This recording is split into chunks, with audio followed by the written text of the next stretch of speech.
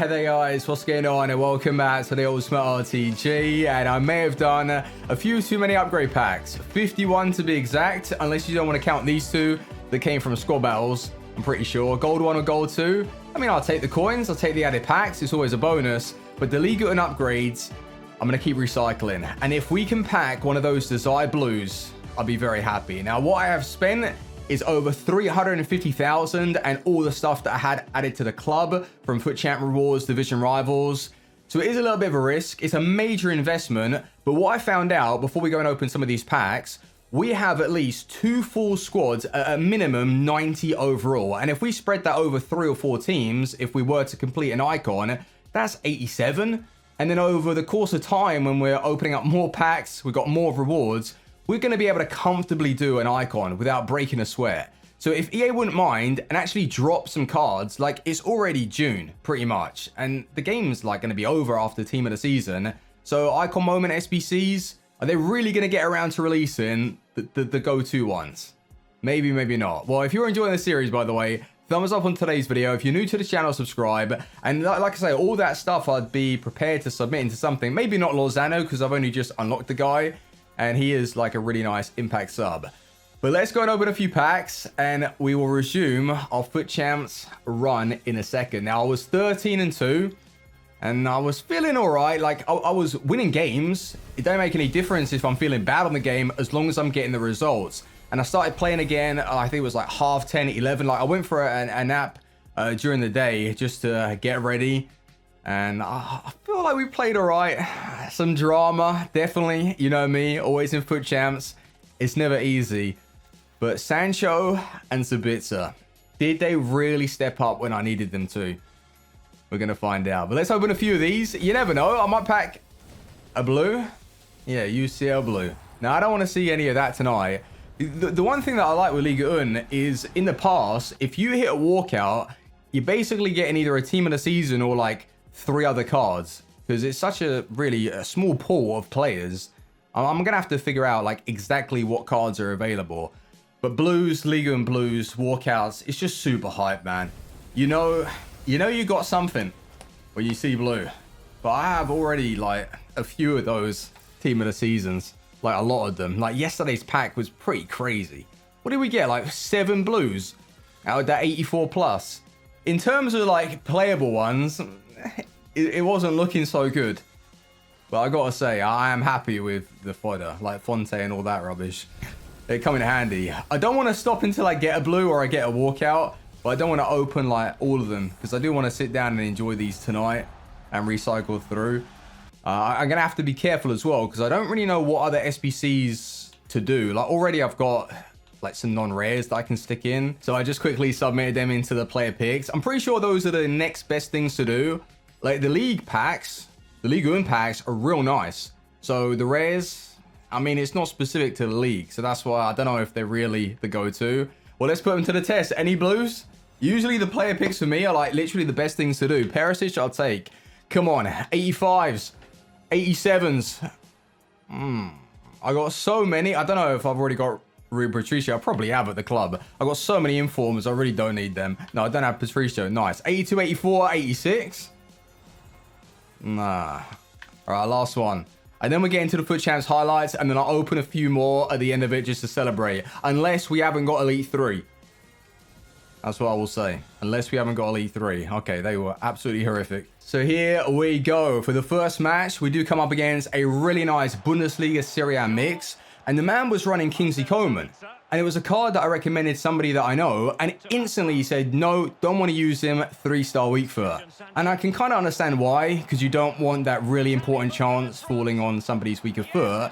But it's a shame, because he would be a go-to player without fail over the years leading up to what, FIFA 20, before they started butchering the card, taking away from his skill moves, his weak foot. No, was it not that they added to his skill moves, they took away from his weak foot, and now they've taken away from what, both? Which does suck. And I remember it was the first ever FUT Champs run. We had Kingsley Coman in our team with Martial, Lacazette. I remember that team so well. And it was just phenomenal. Lacazette FIFA 17. Oh, man. It's a shame that they don't bring back him as a flashback. But the second guy wasn't messing around. Like, the first, he lost his head a little bit.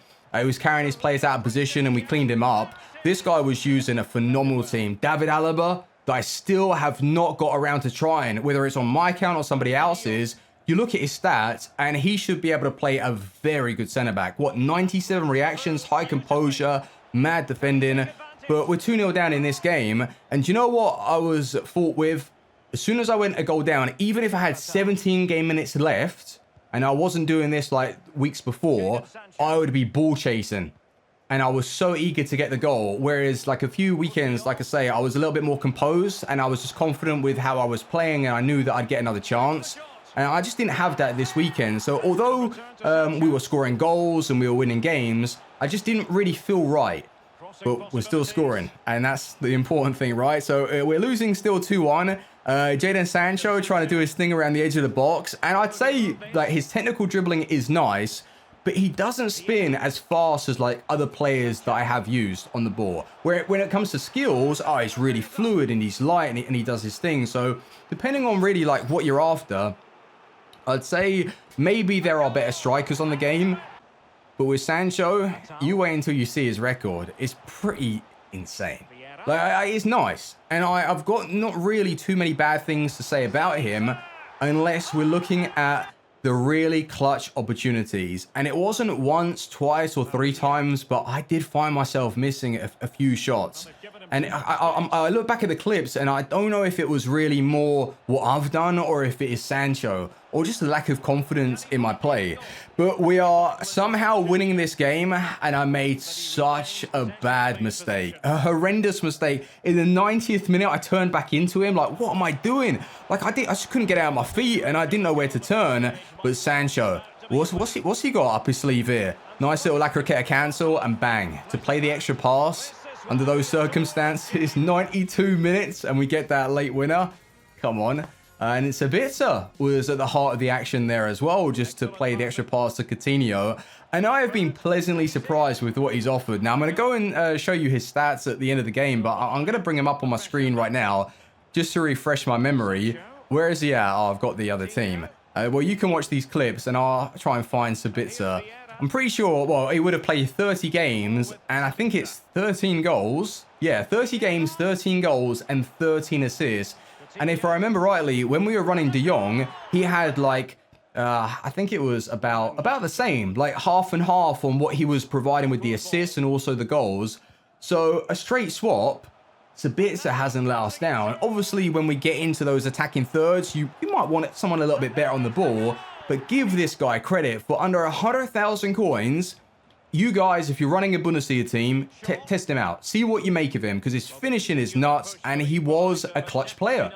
I can't say he wasn't. He was getting some important goals, and he was making really, really good tackles. And what I was finding myself doing, though, after having like switched to constant pressure and a few other of these tactics that take away from the stamina, I was bringing on Vasquez, and he was all right.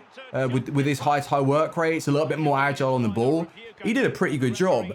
But this game, we are currently drawing. Not anymore. Coutinho from the spot kick. I'm shocked, man, at how good this Coutinho has been for the club. Not just playmaking-wise, not just the pace and the finishing, but from free kicks and set pieces. He literally is the best free kick taker for me. And just in general, like what he's offered the club is so nice. But as we're winning, like we can quite easily start losing. And that's what's happened in this game. 5-4. And he's taking me out here and I'm thinking that's a red surely. No red card, but you do not want to give Coutinho a free kick in this position. Where is it going? I'll give you one guess right now. Where is it going? Yes, in the back of the net. He has the perfect free kick. I couldn't think of a better player to take it with. So we get to a penalty shootout and I'm like, damn, with the way this game was going, although the scoreline was really high and it looked like a close game, I must say that I do believe I created more chances and I should have put this game to bed. But credit to my opponent, he didn't quit. He didn't want to die. He kept pushing, but hey, we get the result there. I'll take it. Penalty shootout win. This man was running his R9. Here's Eusebio. I tell you what, I think that maybe an R9, and not the middle version. I'd like to at least experience the Prime, or obviously the Prime Icon moments, but I think I'd like to test out the Prime just to see really what he could do for me. Because if I have enjoyed a player like Barnes in a striker position with his tight control and he can spin and just laser shots, I wonder if R9 this year would be like a very good card if I wasn't trying to overdo things with him. Yeah, I'd like to experience that at some point, but we just don't have enough coins. Now, this guy, I checked his record after the game, and I'm pretty sure he was 18-1 or 18-2. So it wasn't an easy game in the slightest, but we got a 2-0 win over him. So I started building up a little bit more form as the games went on. And I also found myself at, I think it was like 20-2 or 20-3, which is a solid record. And we got up to, I think it was 22-3. I think it was around 22-3. And it's so unfortunate, right? But I took an L, and it was in a game where I just felt like if I had got that win, I'd like to have seen where we would have ended up, because we had the possibility of finishing in Elite 1, and the guy wasn't, I don't know, like he was good, but man, the chances that I was giving up, like it was in this game, it was in this game specifically. I was 2-0 up, I was cruising, he gets a goal, and I'm thinking, all right, well, we're still controlling the game, and instantly I get a red card with Zambro. I had to take him out. But who did he have from the set piece? Coutinho. And you can't stop him. Left or right, he's going to score the goals. But then in the 90th minute, like I was talking about clutch moments, Sancho does ever so well here. And he's moved his keeper. And last weekend and the weekend before, I was making an effort to go to the near post over and over and over again. Because most of the time, the opponents will move their keeper across goal because that's what they expect. And it's an easy opportunity. So decision making, I can't really blame Sancho for that. That is definitely me, and a fantastic goal. I can't really take anything away from that finish. I like the animation after he cut to the right. Like, he scooped the ball with Son. If he didn't do that, I think Vieira would have made that block. But 23 wins with 3 games spare, feeling odd on the game, I think is a fantastic achievement. But what a shame. If I had won that game, I would have just continued and, yeah, see where we would have ended up. It would have been nice to maybe push for Elite 1. But it wasn't possible, but next week we come back stronger. So anyway, let's go back to the team. I'll show you some stats with the players. And are we going to keep Jadon Sancho at the club? Yes or no? Let's find out. So I did already tell you the stats that I got with Sabitzer, and I was pleasantly surprised. Over the course of 30 games, to come in and replace De Jong and play at a high level is no easy task, and he did it very well. 13 goals, 13 assists is basically the same return that I got from De Jong, so GG Sabitzer. But going forward for next week, for the ultimate team of the season lineup, do we bring in Kimmich, or do we go and repurchase De Jong? I don't know. I guess it depends on what we pull, because let's say if we get super lucky and we hit Neymar or Mbappe, I'll end up selling Sancho and using those coins to upgrade that position and any other cards that we really want to go for. But Sancho, are we likely to sell him? No, I don't think so. 29 games, 37 goals, and 17 assists. Like, that is a fantastic record. And I believe if they added a little bit more to his long shots, he'd be scoring even more goals. Like, when you're against someone that is a good defender, and you can't really afford to overwork it and get on top of the goal, and you really need to resort to one of those long shots, I feel like Sancho with the finesse strikes, I'd like a little bit more. It's not to say he can't score a long shot, because he can. I score quite a few. But I just want a little bit more on that finish from outside the box. But everything else about the card was great. Like, he is a really nice card to use. And yeah, happy that I did purchase him. And look at that. Look at our record. 23 wins with 3 games spare. It's better than last week. So maybe Sancho really did provide something extra. Even though I felt a bit weird on the game, maybe sometimes you got to take yourself out of your comfort zone and learn a different card, and it'll come good. But let's open a few more of these just to end today's episode. But no, happy once again that we've seen some consistency for our team of the season, and we're back to, not our best, but we're back to playing pretty well, and we're comfortably getting elite. Knowing me, I'll choke for the ultimate team of the season. And if we do, we do. It's just one of those things. Oh, I don't really want to discard. That. So the last one it is. To finish off today's episode, drop a like if you've enjoyed. And let's go. Come on, walk out. Why not? Oh, man. Maybe I'll get some blues tonight, though. So anyway, thanks very much for watching, and I will see you guys tomorrow with the rest of the highlights. And blues are coming, don't you worry. Thank you for watching. Team out. Peace.